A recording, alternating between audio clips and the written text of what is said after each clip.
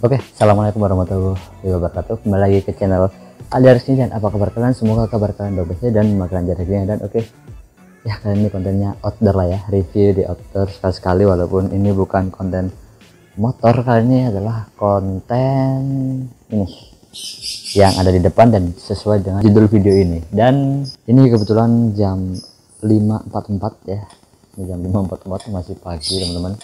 Jadi masih ada suara burung dan juga ya ada suara-suara lain. Dan oke, langsung aja kita bahas mengenai iPhone 14 dan juga iPhone 12. Kita bandingin lalu apakah worth it kedua handphone ini di tahun 2024 menurutku pribadi lah ya teman-teman, bukan menurut orang lain maupun siapapun itulah ya. Kedua ini dari kardusnya udah kelihatan, ini yang biru yang punyaku yang lama si 12, dan juga ini yang merah ini yang 14 gitu teman-teman. Oke, jangan lupa like, comment, subscribe, dan ikutin terus video ini, semoga bermanfaat buat kalian lah ya. Ini menurut yang aku tahu aja. Oke, yang pertama dari pendapatku mengenai pemakaian iPhone 12 ini selama kurang lebih 2 tahun itu, ini udah iOS 17.5 dan ini masih worth it teman-teman buat dipakai di tahun 2024, karena dia tuh nggak ketinggalan zaman ya, jadi masih up to date lah ya. Ini software update di tempatku ini udah 17.5. nah ini jadi oke lah buat pemakaian tuh masih oke. Kemarin sempat update dari 17.4.1 ke 17.5 itu masih aman semuanya, terpantau masih aman lah ya, nggak ada kendala apapun. Sinyal juga selama 2 tahun ini masih aman, aku pakai Telkomsel maupun aku pakai WiFi seperti itu. Dan untuk kamera sendiri jos masih bagus banget. Nah ini aku coba rekam lah ya pakai kamera dari iPhone 12 ini ya. Ini aku lagi syuting, ini ke 0,5 juga masih bagus. Nih zoom 3 kalinya juga oke teman-teman, nggak yang sejelek itu sih ya. Jadi masih worth it banget buat dipakai. Nah oke, sekarang aku pakai kamera depan dari iPhone 12 dan perbandingan dengan kamera Sony A6000 lensa 35mm f2.0 lah, itu kurang lebih kayaknya, itu lupa aku. Kurang lebih seperti inilah ya untuk perbandingannya. Dan oke, ini sering banget aku pakai buat ngevlog dan masih aman, masih bagus sih, nggak ada ya cacat-cacat apapun itu. Tuh di jerawatku, bekas jerawat kelihatan tuh. Ini natural banget buat kameranya teman-teman, dan oke banget menurutku dari fisik. Aku buka dulu ya untuk casingnya. Ini tuh warna biru. Nah ini seperti ini masih mulus banget kalau pemakaianku, karena di casingnya ini aku pakai yang full blue draw kayak gini. Ini tuh sangat-sangat worth it buat handphone yang belakangnya tuh kaca ya, bener-bener kaca atau glossy kayak gini, terus yang di sampingnya kayak metal gitu. Nah itu worth it banget karena nggak menimbulkan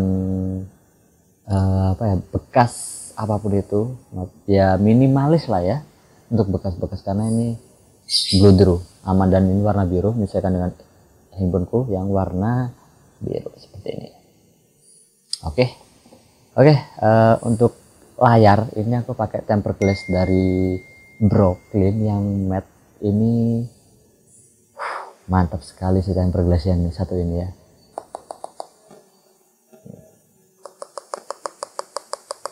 Ini tuh cukup solid dan juga matte-nya tuh benar-benar bagus teman-teman. Dari ya kalau buat kalian yang mau privasi gitu ya, ini lebih gelap lah ya layarnya, karena dia tuh finishing doff. Dan ini worth it di harga kurang lebih 100.000 lah ya, under 100.000. aku beli 90 ribuan kayaknya plus ongkir, jadi 100 lebih dikit tuh. Nah ini worth it teman-teman untuk tempered glassnya. Link pembeliannya nanti aku tulis di deskripsi lah ya seperti itu. Dan oke, untuk penggunaan lainnya sebagainya, dia tuh speaker masih nyala, terus ini silent mode ini masih aktif, terus true tone dia tuh masih nyala teman-teman. Aman semuanya lah ya. Untuk layar ini masih bagus banget. Mungkin tergantung dari pemakaian masing-masing pengguna lah ya. Tapi kalau aku sih selama ini pakai masih worth it. Cuma kenapa aku jadinya upgrade atau enggak aku bandingin ke iPhone 14, karena dari segi apa ya namanya, segi spesifikasi atau enggak prosesor itu udah beda. RAM yang sebelumnya itu 4 GB jadi 6 GB, iPhone 12 itu 4 GB, sedangkan iPhone 12 4 GB, iPhone 14 6 GB, jadi selisihnya 2 GB.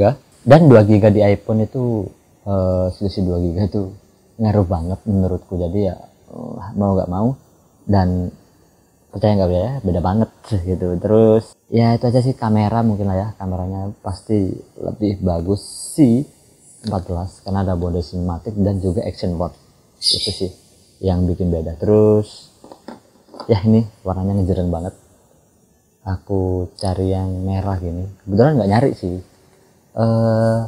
pas ketemunya yang warna merah kayak gini. Ini aku beli second lah ya, sama ini pun aku juga beli second nih. Jadi warnanya beda banget, kayak gini warnanya lah ya, nih keduanya. Dan bedanya cuma kamera di miring sama ukuran kameranya lebih besar di 14 karena bukaannya lebih besar di 14 ini. Oke, untuk perbandingannya mungkin aku bakal sebutin yang aku tahu aja ya, enggak yang detail. Untuk detailnya mungkin nanti aku tampilin.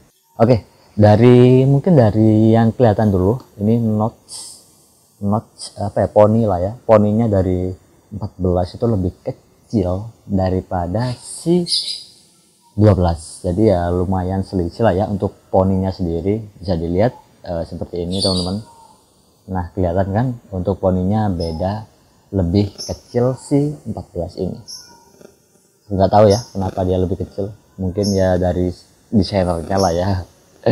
Untuk RAM yang seperti aku bilang tadi, yang 14 dia ini unggul karena 6 GB daripada si 12 yang 4 GB. Oke, lalu di GPU atau CPU speednya di iPhone 14 ini sekitar 2 kali 3.2 GHz dan 4 kali 2 GHz.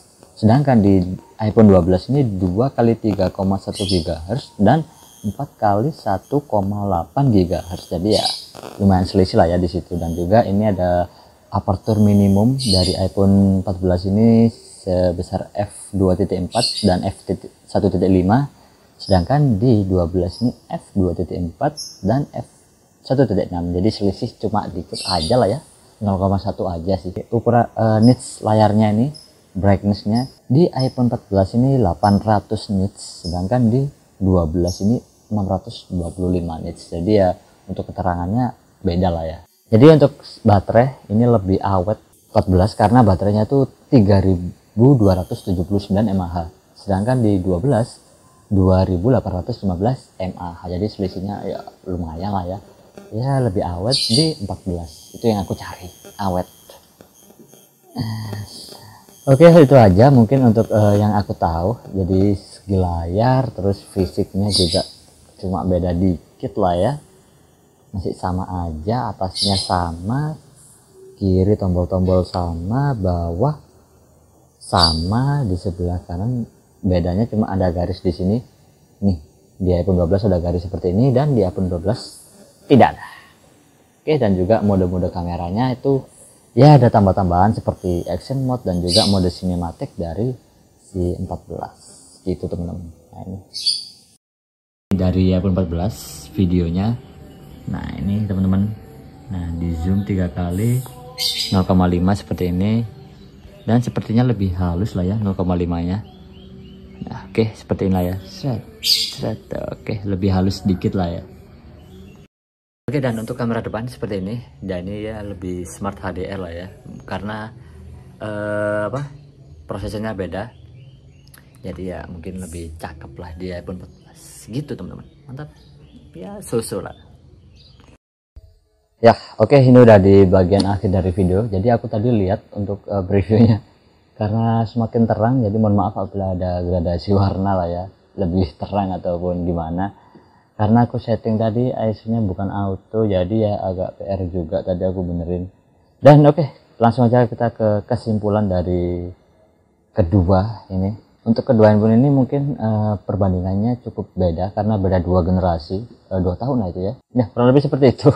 Jadi untuk update-nya atau upgrade-nya tuh lebih kerasa teman-teman, karena yang sebelumnya itu RAM 4GB ke 6GB itu beda. Jadi performance-nya itu lebih kencang di 14, walaupun nggak sekencang yang Pro atau yang lainnya, tapi aku nyari fungsi jadi ya dan sesuai dengan budget, jadi ya ini aja, nggak terlalu mahal lah ya, jadi masih aman banget menurutku pribadi teman-teman. Dan untuk refresh rate itu masih sama teman-teman, 60 Hz, jadi ya aku nggak terlalu mentingin sih kemarin untuk refresh rate, karena kalau misal ambil 13 Pro aku dapat 120 Hz tapi nggak ada action mode, jadi ya aku ambil yang 14 atau enggak ntar naik ke 15 Pro, 14 Pro, itu masih belum tahu teman-teman. Dan untuk kemarin aku mindahin data itu sekitar dari jam 7 sampai jam setengah 12, 7, 11, 11 ya, kalau ditulisan di layarnya itu sekitar 6 jam, tapi ternyata aku itu sekitar 4 jam lah, kurang lebih sekitar 4 jam, memakan 4 jam itu storage yang 100 GB lah udah kepake, jadi ya mindah data semuanya. Dan itulah dari Apple itu keunggulannya itu seperti itu, mindahin data nggak perlu ribet lah ya. Mungkin kalau Android beberapa itu ada yang ribet atau enggak, sekarang udah ada teknologi yang canggih dari Xiaomi ataupun Samsung dan handphone merek-merek lainnya. Oke teman, jadi mungkin itu aja untuk yang bisa aku jelaskan dari iPhone 12 memakan selama 2 tahun.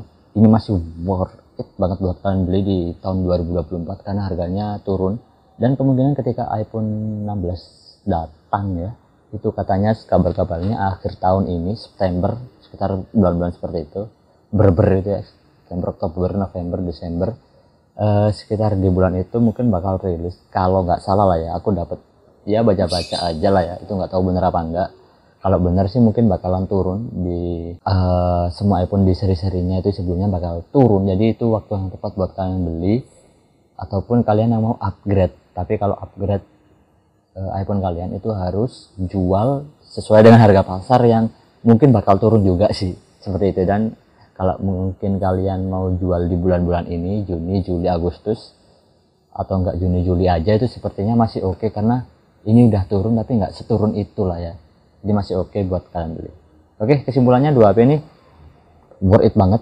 Perbedaannya hanya di kamera, kecepatan baterai, dan juga keterangan layar. Untuk selebihnya mungkin kurang lebih sama, fungsinya juga sama. Kalau kalian cari fungsi itu semua handphone sama, cuma ya yang berbeda mungkin di kamera atau apapun itulah ya. Ini lebih kelihatan, dia lebih nonjol di sini. Seperti itu, dan terima kasih buat kalian udah nonton video ini, dan jangan lupa like, comment, subscribe, dan juga share pengalaman kalian menggunakan handphone iPhone berapapun itu, Android, iPhone, itu kasih saran ke aku lah ya buat masukan.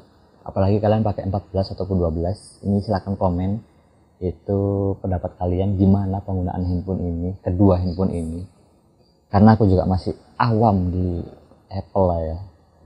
Itu oke, thanks for watching, jangan lupa like, comment, subscribe, dan sampai jumpa di review aku selanjutnya. Mantap.